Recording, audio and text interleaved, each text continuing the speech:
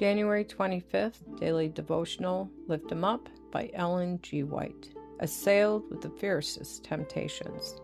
Because he himself has suffered and been tempted, he's able to help those who are tempted. Hebrews chapter 2, verse 18. If under trying circumstances, men of spiritual power, pressed beyond measure, become discouraged and desponding, if at times they see nothing desirable in life, that they should choose it, this is nothing strange or new. Let all such remember that one of the mightiest of the prophets fled for his life before the rage of an infuriated woman. A fugitive, weary and travel-worn, bitter disappointment crushing his spirits. He asked that he might die, but it was when hope was gone and his life work seemed threatened with defeat that he learned one of the most precious lessons of his life.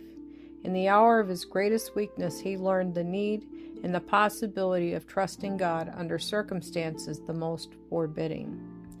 Those who, while spending their life energies in self-sacrificing labor, are tempted to give way to despondency and distrust, may gather courage from the experience of Elijah.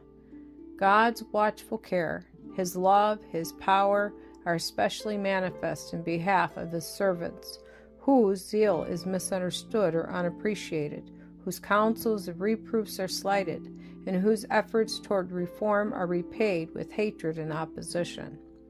It is at the time of greatest weakness that Satan assails the soul with the fiercest temptations. It was thus that he hoped to prevail over the Son of God, for by this policy he had gained many victories over man. When the willpower weakened and faith failed, then those who had stood long and valiantly for the right yielded to temptation. Moses, wearied with 40 years of wandering and unbelief, lost for a moment his hold on infinite power. He failed just on the borders of the Promised Land. So with Elijah, who had maintained his trust in Jehovah during the years of drought and famine, he who had stood undaunted before Ahab, who throughout that trying day on Carmel had stood before the whole nation of Israel, the sole witness to the true God, in a moment of weariness allowed the fear of death to overcome his faith in God. And so it is today.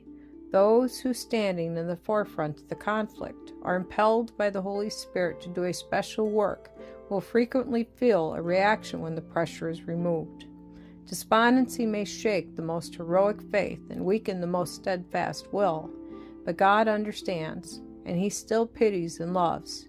He reads the motives and the purposes of the heart.